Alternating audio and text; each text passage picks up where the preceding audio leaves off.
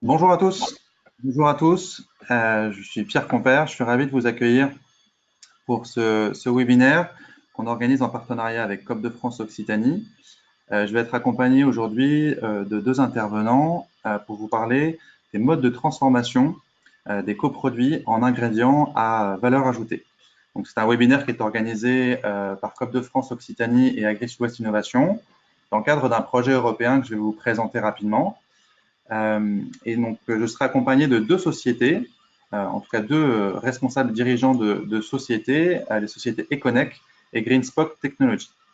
Et voilà, on arrive, voilà Aritz, et je serai également accompagné de David. Je vais vous présenter ces deux intervenants dans une seconde.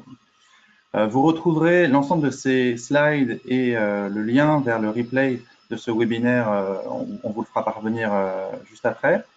Et vous avez ici les coordonnées de l'ensemble des intervenants. J'ai rajouté également le contact de Sandrine Arène de COP de France Occitanie qui sera votre point de contact pour plus d'informations sur le projet Oripoctefa. Avant de démarrer, je voulais vous parler en 2 minutes d'Agri-Sud-Ouest Innovation. Agri-Sud-Ouest Innovation, qui est donc l'organisateur de ce webinaire, est un pôle de compétitivité, c'est-à-dire un réseau de proximité constitué de plus de 1000 acteurs via 420 adhérents, que ce soit des entreprises, des investisseurs, des centres de recherche, de formation ou de technologie. Nous sommes catalyseurs de business et d'innovation dans les secteurs agricoles, agroalimentaires et des agro-ressources. Et notre territoire de prédilection, est constitué des régions Occitanie et Nouvelle-Aquitaine. Donc, on accompagne nos adhérents sur 4 volets de services, que ce soit des volets collectifs ou plus individuels, en termes de réseau, de mise en relation, développement de compétences, accompagnement au montage de projets de R&D ou soutien à la croissance en termes de marketing stratégique, de business développement ou de relations investisseurs. On a des domaines d'innovation prioritaires qui couvrent l'amont et l'aval des filières agricoles et agro-industrielles. Que ce soit, ça concerne la préservation des terroirs, la gestion des ressources en eau, climat ou du sol. Tout ce qui concerne les semences ou les nouveaux intrants pour consolider les modes de production agroécologique, que ce soit en termes de production animale ou en production végétale. On travaille au déploiement de technologies au service de l'excellence opérationnelle des fermes et des usines. On parle beaucoup du coup de numérique et de robotique. Et aujourd'hui, on va s'intéresser à deux de ces 6 domaines d'innovation que sont potentialiser et valoriser les coproduits et assurer une alimentation sûre, saine et durable. Donc, il y a un 6e domaine d'innovation prioritaire qui concerne les usages et les services alimentaires innovants. Donc, aujourd'hui, on va parler de potentialiser et valoriser les coproduits et assurer une alimentation saine, sûre et durable. Voilà. Un petit mot sur COP de France Occitanie.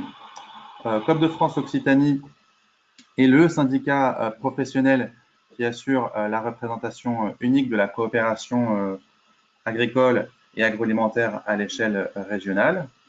Donc, l'objet de ce syndicat est de représenter et défendre les intérêts des coopératives, les aider à s'adapter à l'évolution de leur marché et de leur environnement, y développer l'emploi et les compétences, et puis assurer également la promotion du modèle coopératif. Et donc, COP de France Occitanie est porteur du projet Oripoctefa, qui est un projet financé par l'Union européenne, qui est porté par COP de France Occitanie avec d'autres partenaires européens, et dont l'objet est de contribuer à l'évolution du secteur agricole, agroalimentaire vers une économie plus circulaire. Et donc, cela se traduit par des actions de promotion de synergie interentreprises, d'identification de technologies innovantes de valorisation des ressources, que ce soit des déchets de matières organiques ou plastiques dans les industries agroalimentaires. Troisième volet d'action, le soutien à l'implantation de ces technologies et modèles d'affaires innovants sur le territoire Ori-Portefa. Alors, ce territoire, il est constitué de la zone transfrontalière entre l'Espagne et la France, et plus particulièrement, en ce qui concerne la France, les Pyrénées-Atlantiques et l'Occitanie. Et donc, vous voyez sur ce slide qui va s'afficher l'ensemble des partenaires mobilisés dans ce projet Ori-Portefa, un ensemble d'organismes de ce territoire transfrontalier. L'objet de ce webinaire, c'est de diffuser des technologies innovantes détectées dans le cadre de ce projet Ori-Portefa. On a dans l'ensemble du projet une cinquantaine de technologies innovantes qui ont pu être identifiées, et puis 30 à 40 modèles d'affaires, business models intéressants, pour permettre le déploiement de ces nouvelles technologies. Donc, de manière un petit peu arbitraire, avec Sandrine Arène, co-organisatrice de ce webinaire, on a choisi 2 technologies qu'on souhaitait vous présenter. Ces 2 technologies sont innovantes et permettent la transformation donc, de produits agroalimentaires plutôt de résidus ou de déchets d'industrie agroalimentaire en ingrédients à valeur ajoutée. Ces 2 entreprises proposent des technologies innovantes avec des niveaux de maturité différents. Pour Econec, je vais passer la parole à Aritz dans une seconde, donc, qui est une société née en 2019 près de San Sebastián dans le Pays Basque. On est sur une technologie très mature et aujourd'hui complètement opérationnelle et déployable auprès d'industries. Donc, Econec a pour objet le développement de nouveaux procédés de séchage qui servent à la valorisation des sous-produits agroalimentaires. Elle fait partie d'un groupe, le groupe Inzu, qui est un groupe de 12 entreprises de la région de San Sebastián, qui réunit environ 540 personnes et qui est implanté en Europe, en Russie, en Chine, en Inde, au Brésil, au Mexique, aux États-Unis. Et donc, au cœur de l'activité d'Econec, une forte activité de R&D. Donc, Econec propose des installations clés en main et développe des nouveaux produits déshydratés. On va y venir juste après. GreenSpot, de son côté, est ce qu'on appelle une start-up, encore. Elle est fondée, c'est un spin-off d'un laboratoire de l'université d'Auckland, en Nouvelle-Zélande. Donc, elle a été fondée par 2 docteurs en biotechnologie. Et depuis 2018, GreenSpot Technology est aujourd'hui implanté à Toulouse avec 8 permanents, dont David Bordez, qui vient nous présenter à l'issue de l'exposé d'Aritz cette technologie innovante. Donc, on est là avec GreenSpot sur une technologie un peu moins mature, en finalisation de développement et en recherche de partenaires. Et vous allez comprendre la complémentarité entre ces 2 technologies dans un instant. N'hésitez pas à interagir par écrit tout au long de ce webinaire.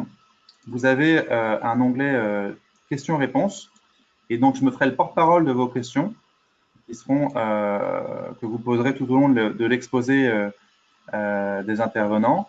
Et en fin de session, je m'en ferai le porte-parole et j'identifierai les questions qui reviennent le plus souvent. Donc, n'hésitez pas vraiment à m'abreuver de questions et je les transmettrai en fin d'exposé. On pourra interagir ainsi par mon intermédiaire. Alors, quelques mots d'introduction avant de passer la parole à Aritz. Les coproduits, les sous-produits alimentaires représentent des chiffres très significatifs que vous allez pouvoir lire dans le slide qui va s'afficher là tout de suite, et notamment dans les premiers maillons des filières agroalimentaires, au niveau de la production agricole et au niveau de la première transformation.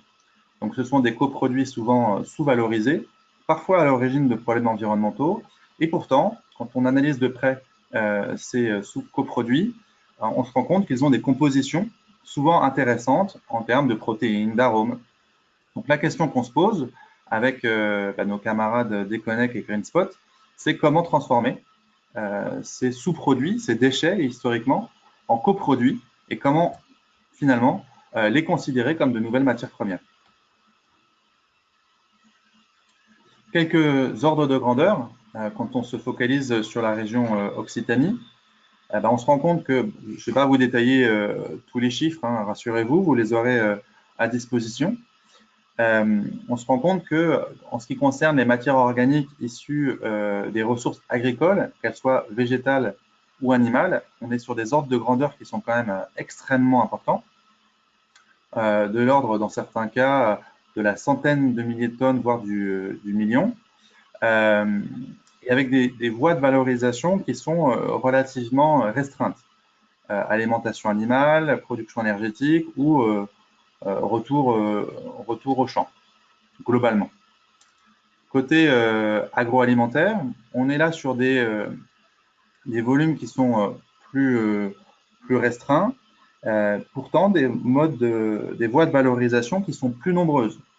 Alors, on imagine que c'est lié au fait que, pour des raisons logistiques, il est plus facile de valoriser des déchets issus d'industries agroalimentaires que des déchets issus des exploitations agricoles, pour des raisons assez simples logistiques. Les volumes agricoles sont plus importants, mais beaucoup plus éclatés. Il est plus compliqué, du coup, de les valoriser. Donc, que ce soit des matières organiques issues de produits d'origine végétale ou animale, on est sur un total de 127 000 tonnes de matières sèches potentiellement valorisables, qui sont aujourd'hui donc en Occitanie à disposition et valorisées déjà en partie. Et souvent sur des modes de valorisation à faible valeur ajoutée, ou en tout cas, on considère qu'il peut y avoir un potentiel supérieur de valorisation qui reste encore à exploiter. Donc, vous voyez là, pour les productions végétales et dans une seconde pour les productions animales, l'ensemble des voies de valorisation qui ont pu être identifiées pour l'Occitanie. Donc, la question qu'on va se poser avec Aritz et David, c'est comment on passe de ce statut de déchet à des coproduits à haute valeur ajoutée.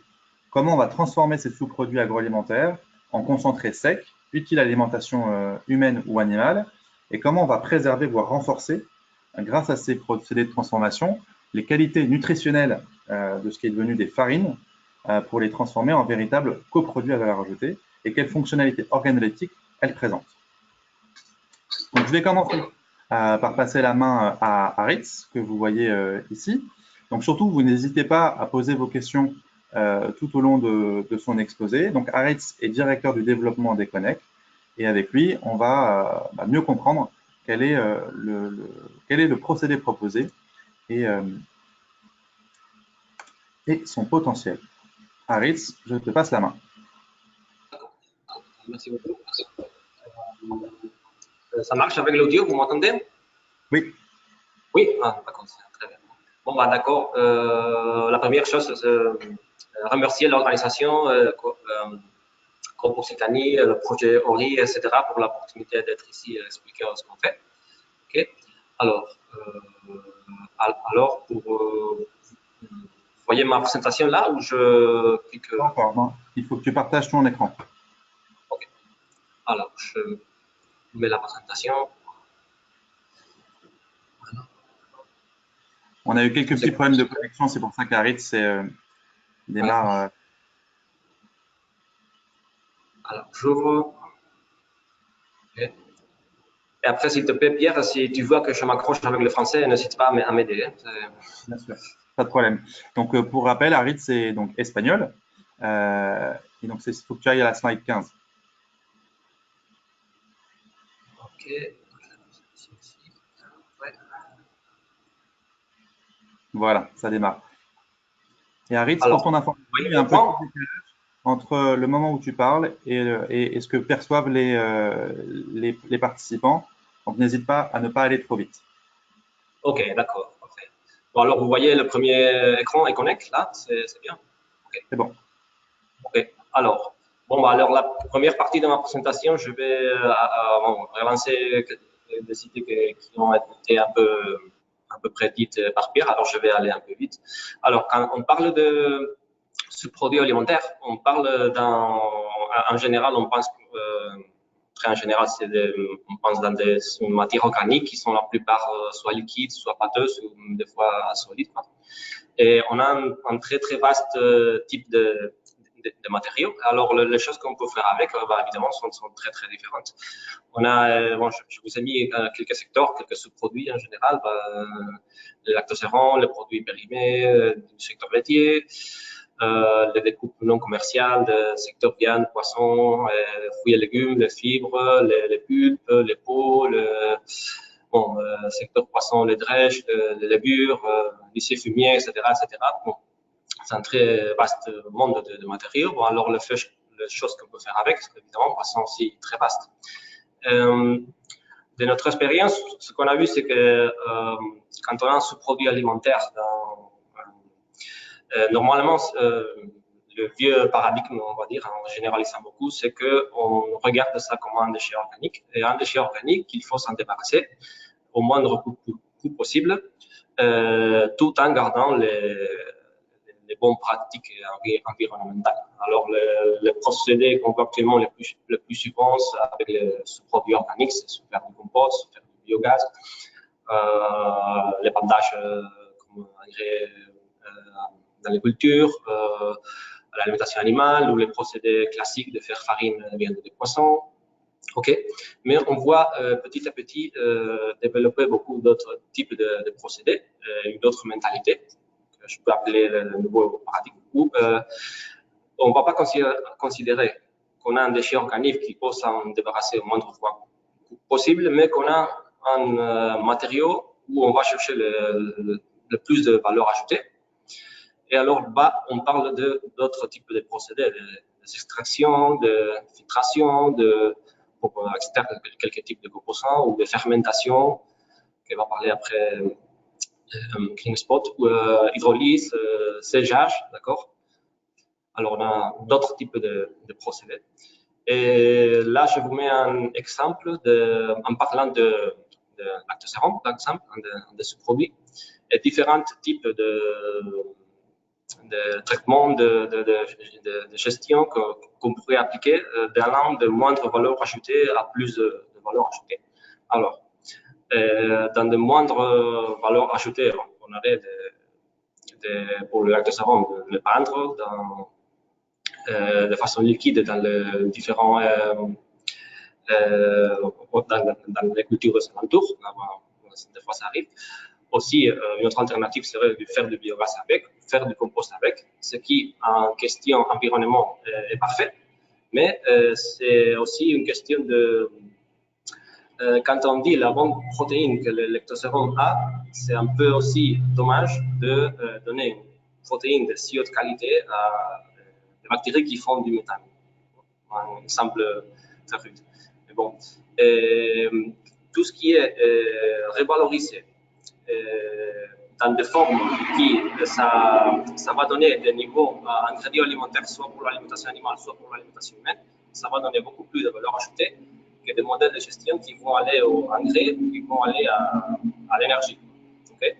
Alors, si d'autres alternatives de gestion qu'on aurait, alors ce serait le séchage pour l'alimentation animale.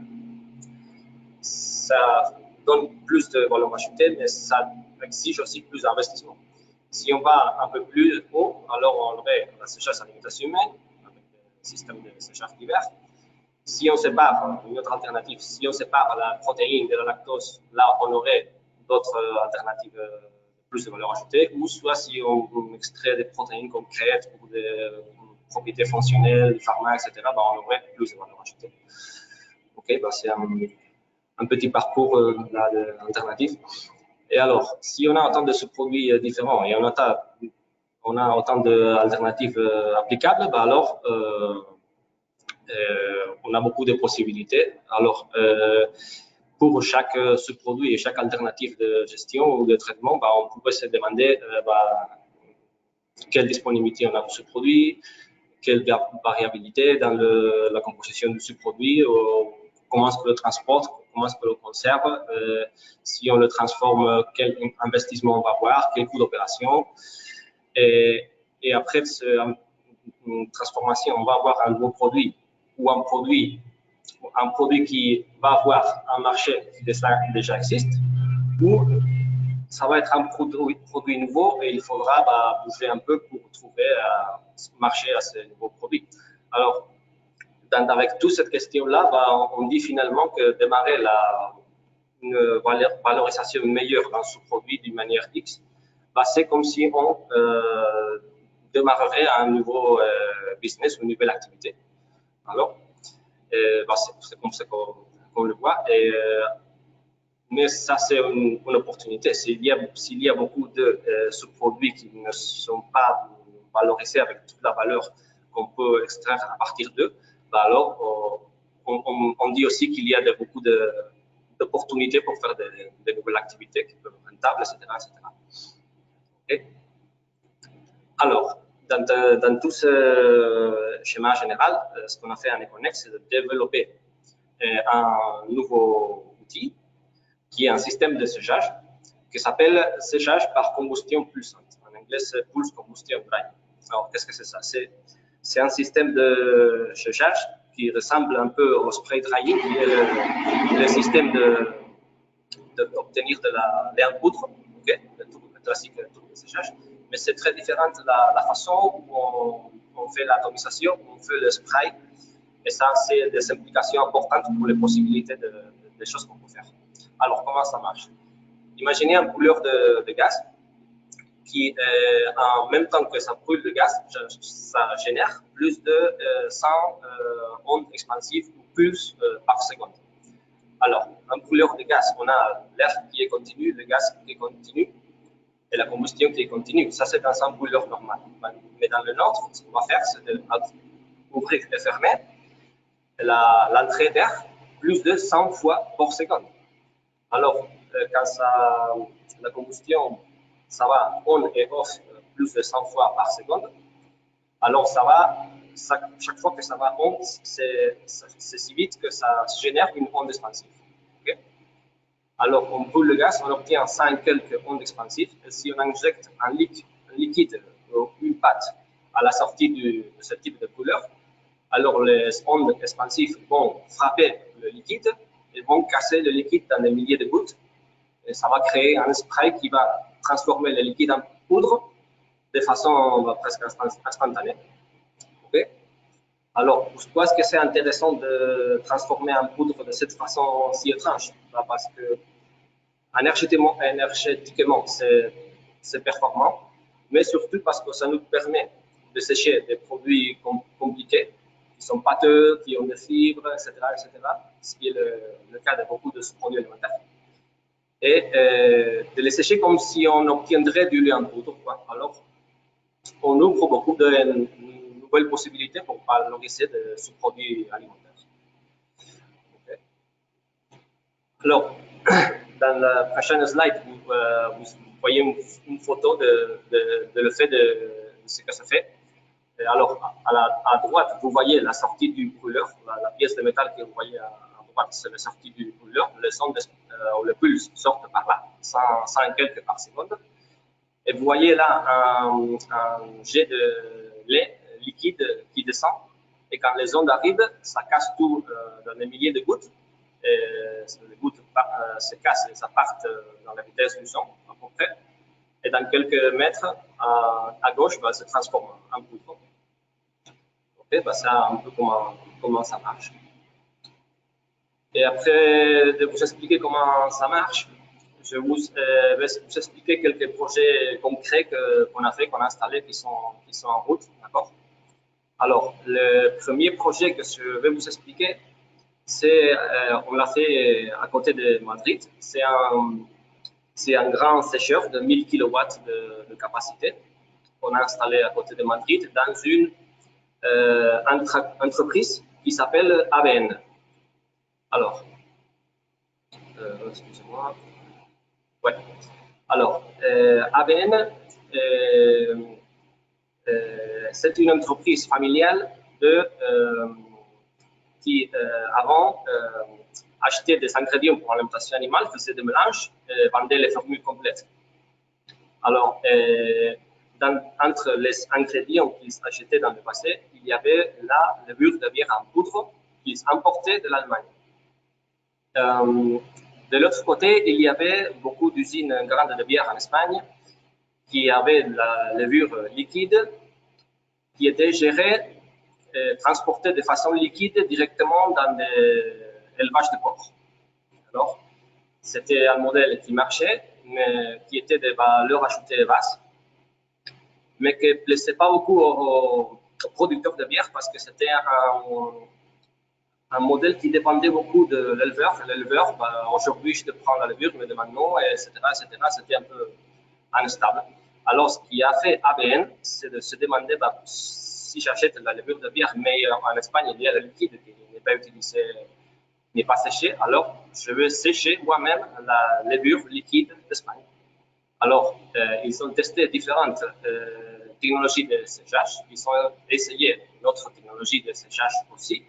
Et finalement, ils sont devenus clients à nous. On a installé ce grand sécheur là-bas.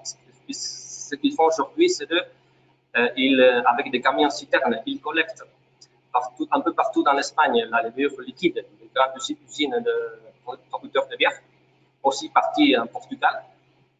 Et ils amènent tout ça à côté de Madrid, là où on a installé les sécheurs. Ils concentrent d'abord la levure de 7% matière sèche à 30%. Et cette levure épaisse est introduite dans notre sécheur. Et ils produisent environ 400 kg de poudre de levure de bière par heure. Et cette levure, après, est commercialisée. Alors, une partie, ils la prennent pour eux, pour leur propre formule, mais la plupart est vendue à d'autres usines d'alimentation animale. Et aussi, une partie est aussi exportée en Allemagne, en France, en Italie, etc. Et,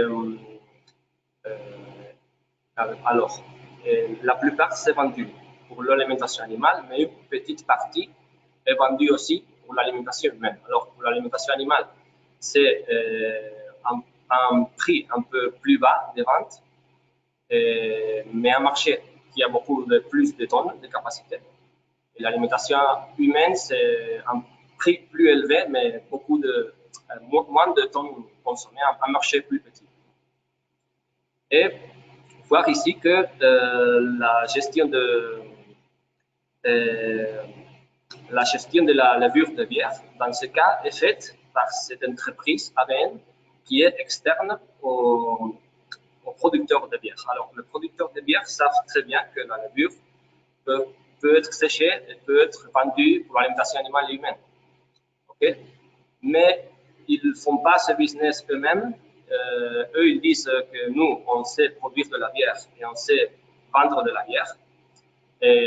Mais c'est plus compliqué pour nous de commencer à vendre des ingrédients pour l'alimentation animale. Alors, dans ce cas, la gestion de la valorisation de ce produit est externe au producteur de ce produit lui-même. OK. Alors, ça, c'était notre premier grand projet. Je vais vous expliquer un deuxième. Ça, c'est avec, là, les clients, à côté de Saragosse, c'est le groupe Hot qui est le premier ou deuxième producteur de porc en Espagne. Ils ont les élevages de porc, ils ont les abattoirs, ils ont la transformation de la viande, ils ont le plus grand sécheur de jamón serrano d'Espagne. Et ils ont aussi leur propre entreprise pour valoriser les sous-produits qui viennent des abattoirs. Alors, dans ce cas, le client, lui, il a une idée très précise de ce qu'il veut sécher. Il va faire la valorisation lui-même et il va vendre après le produit en poudre lui-même. Et lui-même, il connaît le marché. Donc là, c'est un cas différent. Les produits qu'on sèche, là, c'est un concentré qui vient d'un procédé pour traiter les sous-produits des abattoirs. C'est un liquide concentré de teneur très haute en protéines. Et ça, c'est ça ce qu'on sèche. On obtient une poudre qui est vendue pour l'alimentation animale. Et on ne sait pas exactement ce que c'est le liquide qu'on nous donne pour sécher, mais bon, c'est eux-mêmes qui gardent cette connaissance. Alors, ça, le deuxième projet. Après, ici, là, vous voyez un sécheur petit. Ça, c'est le sécheur qui est à nous-mêmes. C'est à côté de Saint-Sébastien. Et là, on fait les tests de séchage pour développer des nouveaux produits déshydratés, voir si le séchage, ça marche ou non, etc. Parce que dans un projet de séchage, de valorisation en transformant en poudre, ça ne commence pas pour voir le produit que c'est. Allez, on fait la machine installée et c'est tout. Non. Et bien avant du projet industriel, il y a une phase où on teste le séchage, on voit que le produit, ça marche bien, ça ne marche pas, donc comment il faut faire pour que ça marche. Et on valide le séchage et on obtient aussi des échantillons en poudre pour que les possibles acheteurs de cette poudre puissent valider le produit, discuter des prix, etc. etc.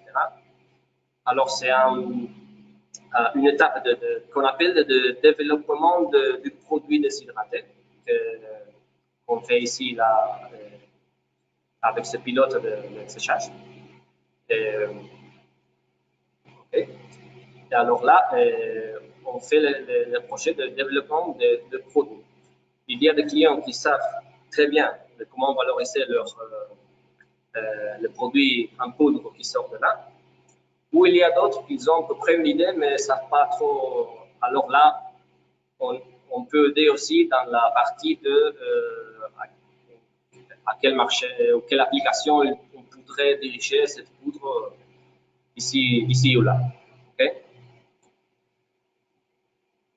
Et après ces installations, je vais vous raconter quelques exemples de développement de produits qu'on a fait avec quelques clients qui ne sont pas encore des réalités industrielles, mais qui c'est des produits en poudre qu'on a développés à partir de ce produit. Alors, le premier exemple que je vous montre, c'est ce que vous voyez là en haut à gauche. C'est de ce produit de poisson. Alors, une entreprise qui est à côté ici, qui s'appelle Sofresal, fait des filets de cabillaud frais, cabillaud, morue, et aussi des produits salés, un tas de produits différents avec basés en cabillaud qui importent de la Norvège, de l'Islande, de l'Alaska, etc. Et alors, quand ils font les filets de cabillaud, ça reste la partie non commerciale qui en espagnol on appelle espinazo, mais qui est la colonne vertébrale du poisson avec des morceaux de viande, la queue et tout ça.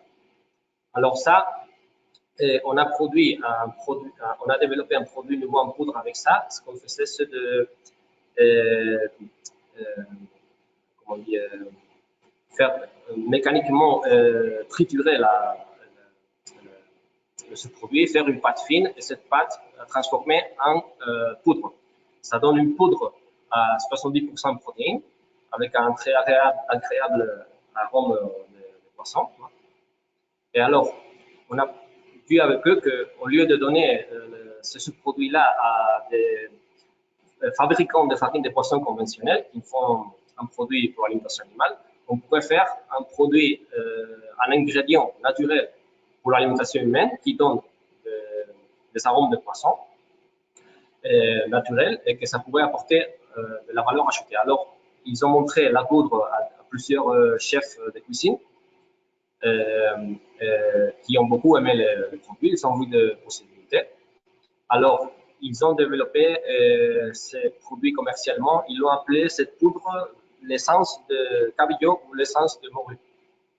Alors, ils commencent à vendre des petites quantités comme ingrédients pour d'autres industries alimentaires.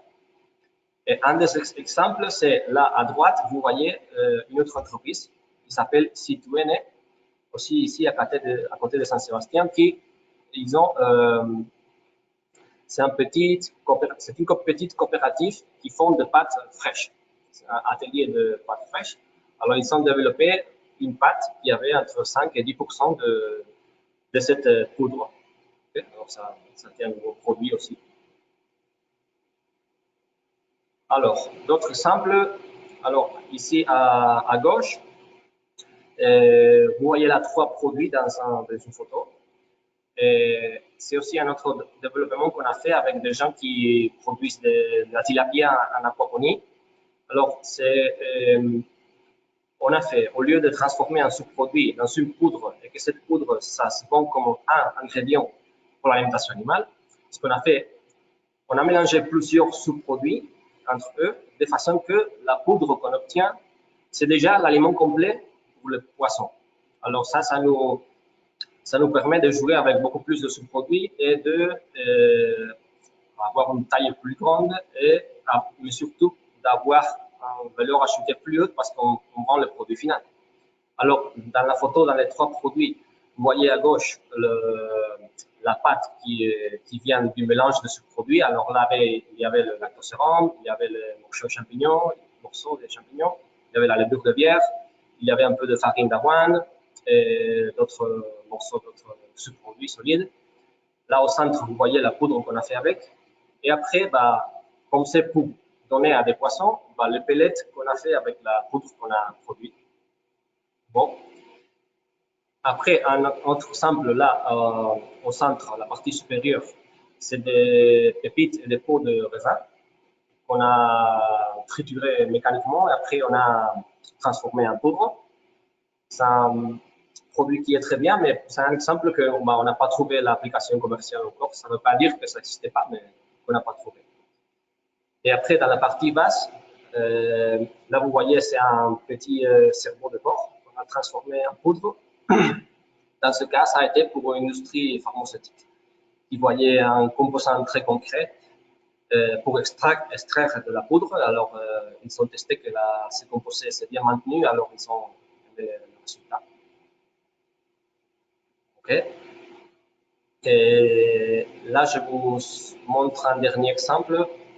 Cette fois-ci, ce n'est pas si alimentaire, mais on a transformé en poudre des bouts qui viennent d'une usine de fabrication de papier. Alors, ces bouts-là ont la particularité qu'ils sont très riches en lignine, qui est le polymère. Une fois qu'on a extrait la cellulose du bois, ce qui reste, c'est à peu près la lignine, qui est un autre polymère, mais qui a beaucoup d'applications dans l'industrie des bioplastiques, etc. Alors, la lignine, on l'a donnée à une entreprise qui fait du fil pour les imprimantes 3 dimensions.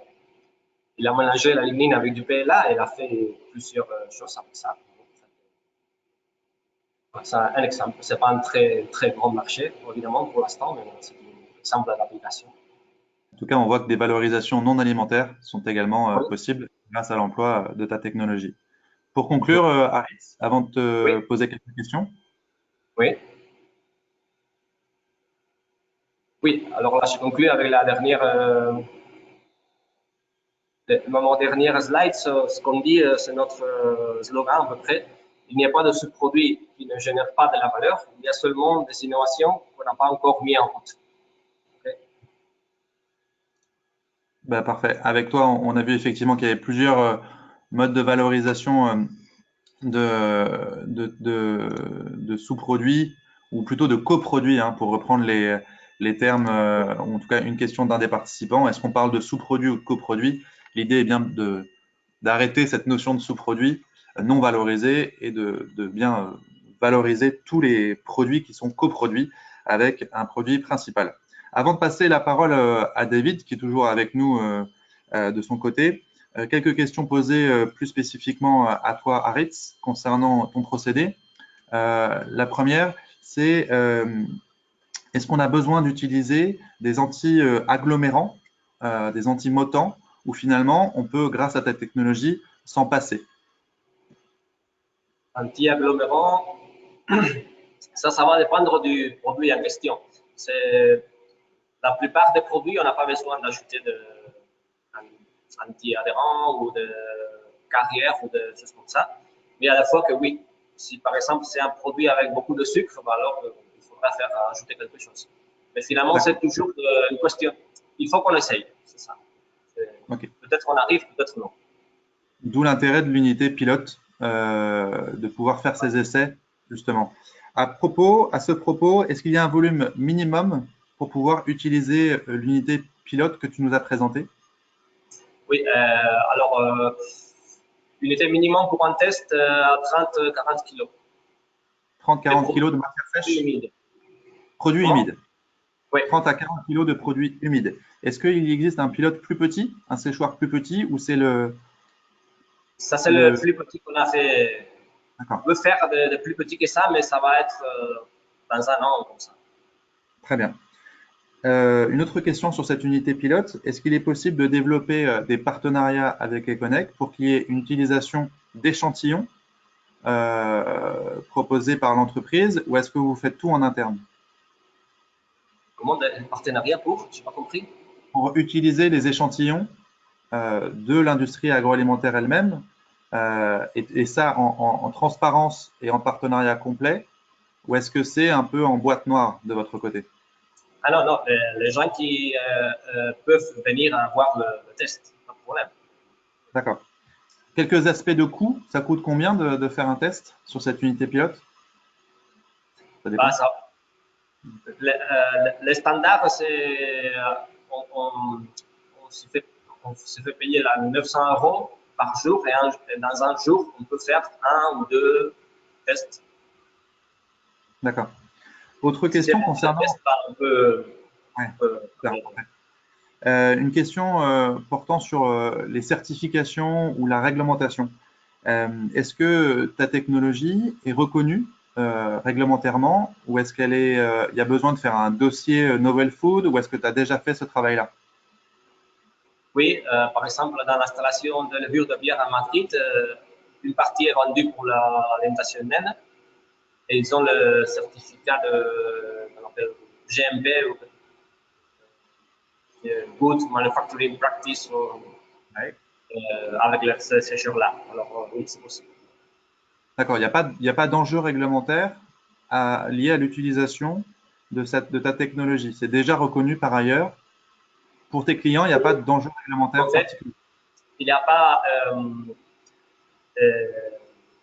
Ce qu'on fait, c'est, comme toutes les technologies de séchage, etc., s'il y a un produit, chaque fois qu'on fait un test, il y a un gros échantillon, il peut être analysé si personne pourrait être un peu inquiète de. D'accord. Mais bon, on n'a pas pour la lutte, on a fait beaucoup d'analyses. D'accord. Donc pour l'instant, tes clients n'ont pas eu besoin de développer des démarches réglementaires spécifiques liées au Non, nouveau produit. c'est comme mettre n'importe quel autre sécheur, quoi. D'accord, très bien. Une question quant à la certification d'agriculture biologique.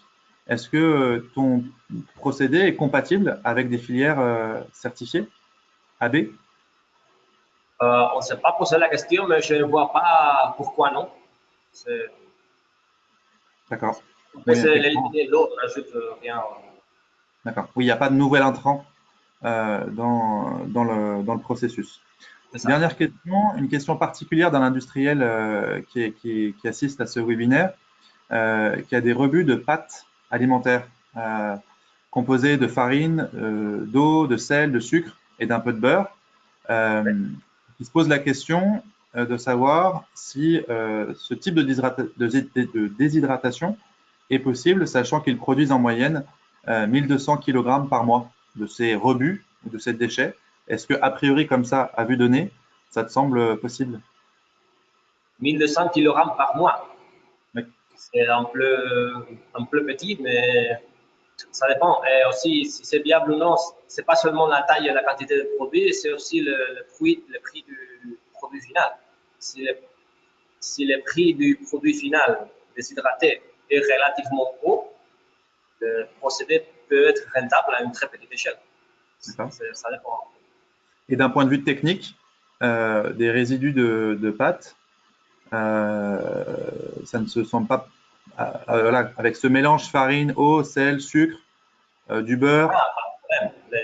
d'un point de vue technique, il n'y a pas de problème. Bon, il faut voir chaque produit chaque fois, mais bon, on a des résidus de pâtes. On a séché il y a quelques années on dit les résidus de la pâte de pain, une pâte D'accord. Oui, très blanche. visqueux. Ouais. Ça, on a fait en poudre. Alors, ça a donné une poudre qui est pas de problème de séchage parce que c'est de l'amidon, ça se comporte très bien. Et après, on a fait une poudre que c'était pratiquement de la farine de blé encore. D'accord. Oui, parce que l'idée, justement, c'est peut-être de reboucler et que ces rebuts de pâte puissent être réincorporés dans le processus. Oui, Bon, en tout cas, farine, sel, beurre, c'est pas pas de problème. Ce que j'entends, c'est que c'est un cas particulier probablement à étudier. Écoute, merci beaucoup, Aritz. On aura probablement d'autres questions en fin d'exposé après la présentation de David. Donc, tu restes avec nous connecté. Et donc, je vais passer maintenant la main à David Bordez ou Bordezé d'ailleurs, j'ai un doute. Bordez. Alors, juste, je te rouvre ton micro. Voilà. David Bordez, qui est donc directeur technique de la société GreenSpot Technologies. Donc, vous l'avez compris, qui eux sont sur des modes de développement, enfin sur un stade de développement un peu moins avancé qu'Econnect, mais qui est voilà, un procédé particulièrement innovant. David, je te passe la main. Donc bonjour à tous. Moi, je vais vous parler de notre démarche de maximisation de la valeur ajoutée appliquée aux coproduits des industries agricoles et alimentaires. Alors, je passe en mode plein écran, voilà. Pour cela, en fait, ce qu'on fait, c'est qu'on travaille les coproduits des industries plutôt fruits et légumes qui vont être très riches en eau, qui vont aussi comporter pas mal de fibres brutes et qui, dans ce cas-là, sont relativement difficilement valorisables. Et ce qu'on va faire, nous, ça va être de les convertir en une matière, en des produits qui sont exclusivement réservés à l'alimentation humaine et qui vont avoir une haute valeur nutritionnelle que l'on va pouvoir considérer comme des superfoods. Voilà.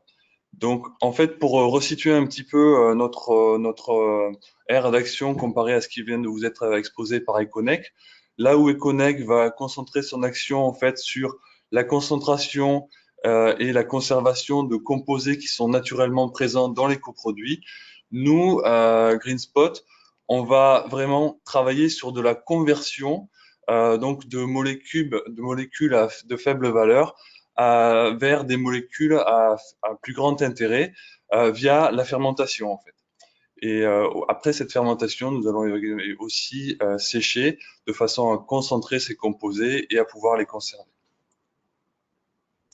Alors ce que ça donne, ce sont des farines 100% végétales et naturelles qui ont la particularité d'être riches en protéines et en fibres prébiotiques. Donc c'est une association assez originale dans le monde naturel puisque c'est quelque chose qu'on trouve finalement assez rarement. À côté de ça, on a quand même une richesse en nutriments qui est intéressante au niveau calcium, phosphore, tout en étant pauvre en sucre. Et lorsqu'on travaille des fruits et des légumes, donc pas forcément des céréales, on obtient des farines qui sont sans gluten. Donc, vous voyez qu'à travers ces farines-là, on a un produit qui peut être intéressant pour tous les régimes particuliers, que ce soit pour le traitement du diabète ou dans les régimes de type végétalien, ou toutes les notions qui vont tourner autour de ça, tout en sachant quand même que ces farines-là sont produites, on va dire, en économie circulaire, au niveau local, et ne sont pas importés de contrées lointaines comme peuvent l'être certains des nutriments qui sont utilisés dans ces concepts-là. Alors, tout à l'heure, je vous parlais de maximisation de la valeur ajoutée, et c'est pour moi intéressant de pouvoir la mettre en perspective par rapport à ce qui se fait ailleurs. Donc, vous avez des débouchés historiques pour les coproduits des industries agricoles et alimentaires. Il y a effectivement le retour au champ, mais aussi la transformation pour l'alimentation animale, qui va générer une dizaine d'euros par tonne de coproduits travaillés. Vous allez aussi avoir une conversion énergétique via la méthanisation, donc pour produire du méthane qui est injecté dans les réseaux de distribution, qui va permettre de générer une valeur ajoutée de quelques dizaines d'euros à la tonne traitée, mais avec un niveau fort de subvention. Et ensuite, vous allez avoir des conversions alimentaires qui vont permettre de générer plusieurs centaines d'euros à la tonne transformée, mais avec différentes générations. En tout cas, à notre niveau, on considère différentes générations. La première génération qu'on va considérer, c'est celle qui va consister à utiliser des insectes. des insectes qui vont produire de la nourriture pour des animaux et qui, à ce titre, vont en fait concerner des marchés qui sont à l'heure actuelle stagnants ou éventuellement en décroissance et qui aussi vont générer des déchets via les déjections des insectes et qui vont venir gréver le rendement global de ces procédés de transformation. C'est pour ça qu'on se distingue, nous, GreenSpot, à travers une deuxième génération de conversion qui va utiliser donc les micro-organismes et qui va nous permettre, via la fermentation, de produire des composés qui vont être utilisés en alimentation humaine sur des créneaux beaucoup plus rémunérateurs et qui ne va pas générer de déchets à part de l'eau ou de la vapeur d'eau.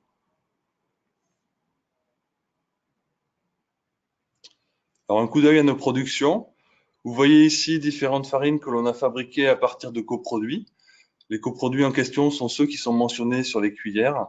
Et donc, vous voyez d'un premier coup d'œil que nos produits concernent aussi bien les légumes que les fruits et que les farines que l'on fabrique sont relativement éloignées des caractéristiques initiales des produits alimentaires ou en tout cas des coproduits que l'on va travailler. À titre d'exemple, par exemple, vous voyez bien que la farine de raisin noir ou la farine de raisin blanc vont avoir une couleur relativement identique, que la betterave va perdre sa teinte violacée et que la carotte va aussi perdre sa teinte orangée. Voilà. Donc, dans toutes ces farines, nous avons un ensemble de critères communs qui sont ceux que je vous ai énumérés tout à l'heure, hein, donc haute teneur en protéines, haute teneur en fibres prébiotiques, mais aussi des caractéristiques beaucoup plus individuelles, beaucoup plus propres à chaque coproduit. On parle de la couleur, mais aussi on parle éventuellement d'un certain goût ou d'un certain arôme, et donc qui vont permettre pour nous de proposer une gamme de produits étendue en fonction des coproduits que l'on va travailler. David, j'anticipe une première question. Est-ce qu'on est en entrée de ton processus ou de ton procédé seulement sur des fruits et légumes ou est-ce qu'on peut imaginer d'autres ressources? Et est-ce que le processus de fermentation ou de pourrissement des fruits et légumes doit être amorcé avant d'intégrer ton processus? Alors, il y a toujours effectivement une phase on va dire, d'inoculation où il faut avoir un substrat qui soit compatible. Ça, c'est clair. Après, pour l'instant, nous avons concentré nos efforts sur les fruits et légumes. A priori, pour nous, c'est quand même le cœur de notre métier et pour l'instant, nous n'envisageons pas d'aller au-delà. D'accord. Et la disparité de couleurs qu'on observe sur ces différentes cuillères, elle est liée à la matière première, au procédé lui-même. Qu'est-ce qui, qu'est- oula, qu'est-ce qui explique cette telle disparité ou une telle disparition même des couleurs initiales? Pour la carotte, par exemple, on s'imaginerait avoir quelque chose beaucoup plus orange. Oui, eh bien, effectivement, on parle quand même à travers notre procédé d'un procédé de transformation, hein, de bioconversion, où en fait, il y a une partie des composés qui sont présents dans le coproduit qui vont être détruits, transformés par les micro-organismes en d'autres composés et qui donc vont éventuellement à ce moment-là changer de couleur, tout simplement. Donc, on détruit des composés colorés et on les remplace par d'autres qui ne sont pas colorés, tout simplement. Et ça, c'est une action complètement naturelle, hein, qui est le fruit de la fermentation, sujet auquel j'arrive maintenant, puisqu'en fait, notre procédé est un procédé entièrement naturel, qui est basé sur la fermentation, qui est pratiquée par l'humanité depuis plusieurs millénaires, et nous utilisons des ferments eux aussi naturels, qui proviennent de l'environnement, qui ne sont pas des organismes transformés, OGM ou quoi que ce soit. Ils sont prélevés dans l'environnement. Il y en a dans l'environnement en Occitanie, par exemple, et la population locale en consomme couramment. À côté de ça, donc juste, nous sommes aussi sur une gamme de produits qui n'est pas concernée par Novel Food de ce fait justement. À côté de ça aussi, au niveau de notre procédé, nous avons développé une plateforme de production qui est exploitable en fait pour l'ensemble des coproduits d'intérêt que nous avons identifiés. Et pour nous, c'est vraiment important puisque à terme, chaque unité de production sera à mesure de pouvoir traiter différents substrats et c'est vraiment ça qui est important pour nous pour la construction d'un modèle économique viable. Voilà. Et à côté de ça, je voulais aussi mentionner… Pardon? Non, j'allais dire justement, à côté, où est-ce que vous en êtes dans votre développement? Alors, je vais y venir dans la slide juste après euh, pour pouvoir justement aller un petit peu plus en détail. Ce que je voulais simplement rajouter ici, c'est le fait que nous avons conçu notre procédé de façon à limiter tout le travail d'agrandissement, de scale-up qui serait nécessaire lors d'une industrialisation. Et ça, c'est vraiment important pour nous pour gérer vraiment la prise de risque que l'on va avoir lors de l'industrialisation à grande échelle de notre concept. Voilà, je m'étends pas plus sur le procédé parce qu'au niveau au stade de notre développement actuel, c'est un petit peu trop à anticiper, mais je tenais quand même à donner quelques éléments relatifs à la façon dont on fonctionne. Justement, notre développement, le voilà.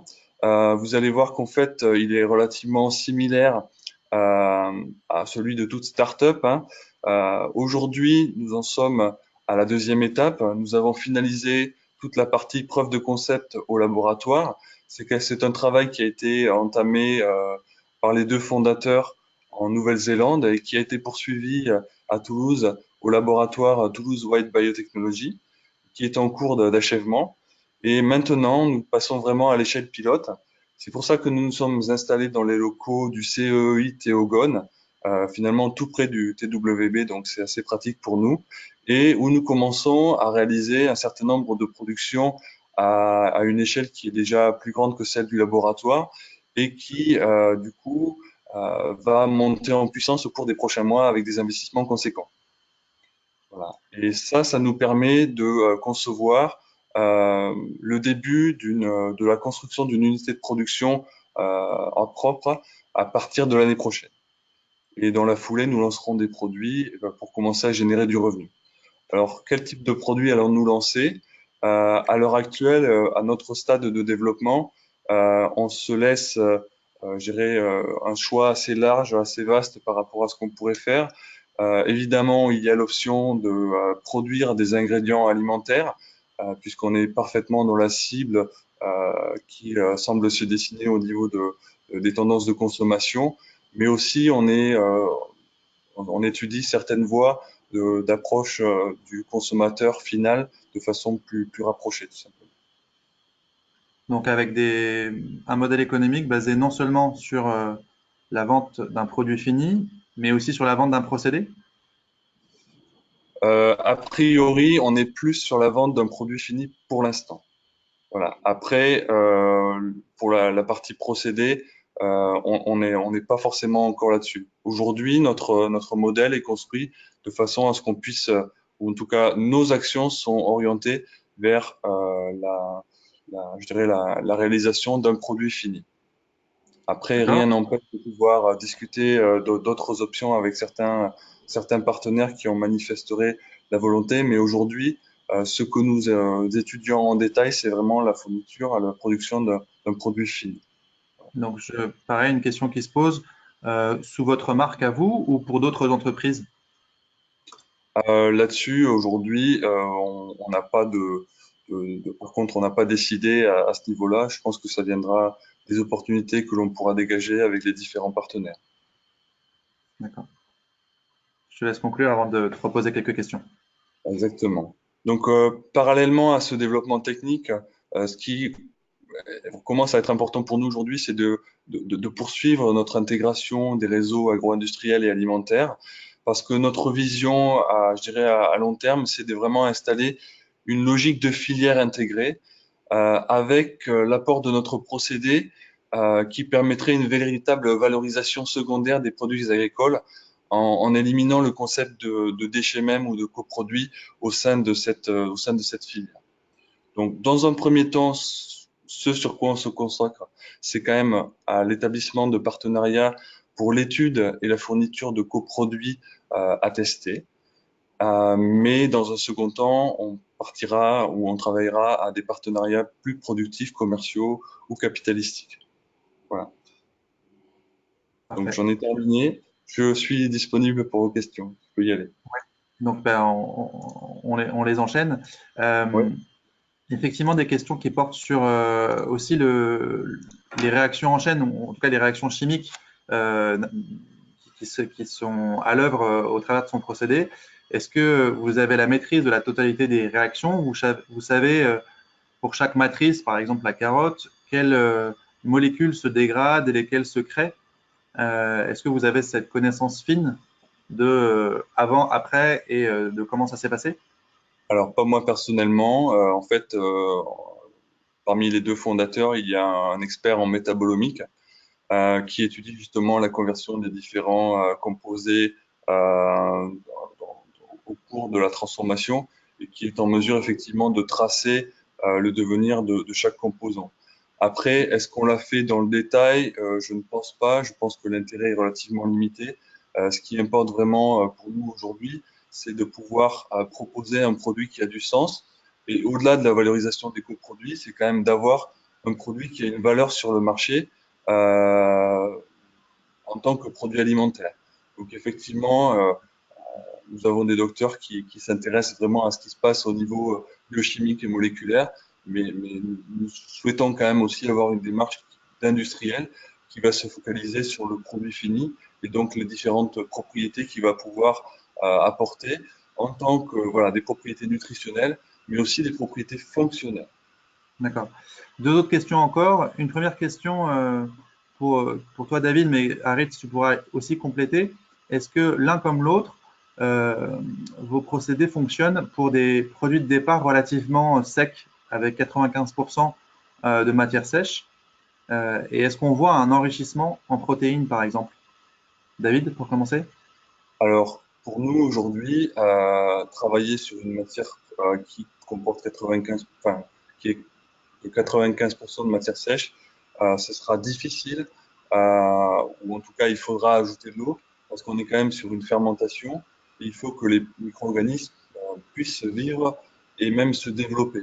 On ne peut pas se contenter de les maintenir en vie, il faut qu'ils puissent se développer pour convertir vraiment la matière qui est présente. Et donc, dans ce cadre-là, partir à 80%, 95% de matière sèche, ce sera compliqué, il faudra ajouter de l'eau, mais si on ajoute de l'eau, il n'y a pas de problème. Aris, de ton côté, on est sur un procédé moins biologique. Est-ce que du coup, cela fonctionne avec des taux de matière sèche plus conséquents? C'est pas tellement une question de matière sèche, mais de viscosité. Il y a des produits avec une très haute matière sèche sont liquides et d'autres avec une basse matière sèche sont solides. Alors c'est une question, on peut arriver liquide bien sûr, et après si c'est pâteux, on peut arriver avec une viscosité un peu plus haute qu'un petit suisse, avec D'accord. des fibres, avec des morceaux solides. On peut arriver là. Ok. Dernière question avant de conclure. Euh, Plutôt pour David, pourquoi est-ce que vous n'êtes pas concerné par la réglementation Novel Food? Un des participants souhaitait revenir sur ce point. Tout simplement parce que, comme je le disais, on travaille, enfin, le cœur de notre procédé, c'est la fermentation, qui utilise des ferments naturels sur des produits qui sont alimentaires à la base et qui sont d'ores et déjà consommés par les hommes, tout simplement. Quand on parle de réaliser une poudre à partir de pommes, ce qu'on consomme, c'est la peau de pomme, par exemple. Enfin, ce que l'on utilise, c'est la peau de pomme, et la peau de pomme est d'ores et déjà consommée par la population, tout simplement. Voilà. Très bien. Bah, merci beaucoup pour ces échanges. J'imagine que ce premier webinaire, cette première interaction va générer d'autres questionnements de la part des participants et donc ils pourront reprendre contact avec vous directement. Moi, je souhaitais juste conclure, en plus de vous remercier, en vous précisant que donc dans le cadre du projet Oripoctefa, un catalogue complet de technologies et modèles d'affaires identifiés, dont celle d'Aritz et David, sera mis à disposition prochainement sur le site oripoctefa.eu à partir de février 2020 et que sur la chaîne YouTube Oripoctefa, vous allez retrouver différentes publications, des précédents webinaires organisés par des partenaires et donc plus d'informations sur ces différents modes de valorisation. On peut penser par exemple à la microméthanisation qui permet de répondre à l'un des défis que j'ai abordé en introduction sur voilà, la valorisation de ressources agricoles conséquente, mais très éclatée, par exemple. Et le projet M-Cube, qui est un projet de microméthanisation qui a été accompagné historiquement par le pôle Agri-Sud-Ouest, est une des réponses à ce défi. Donc voilà, des exemples de technologies et modèles d'affaires innovants disponibles prochainement.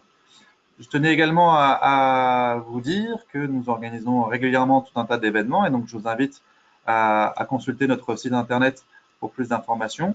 Donc voilà quelques exemples d'événements à finalité business ou plutôt projet innovation qui sont proposés à nos adhérents ou à notre réseau. Et puis un petit focus sur notre prochain webinaire qui aura lieu le 11 février prochain et dont le thème est agriculture collaborative. L'économie du partage offre-t-elle de nouveaux leviers de compétitivité à l'agriculture? Il se fait en partenariat avec l'association Co-Farming qui regroupe une dizaine entre 10 et 20 startups de l'agriculture collaborative. Donc, je compte sur vous pour y participer. Et puis, enfin, il me reste à vous remercier pour votre participation active, vos nombreuses questions, et puis vous remercier pour vos réponses à venir à l'enquête de satisfaction à laquelle vous allez pouvoir répondre là tout de suite maintenant à l'issue de ce webinaire, et puis juste après dans un mail qui vous sera envoyé demain. Encore merci à David et Aritz, donc des sociétés GreenSpot et Connect pour leur participation. Et puis, je vous dis à très bientôt, je l'espère, pour d'autres webinaires ou d'autres événements. À bientôt. Au revoir.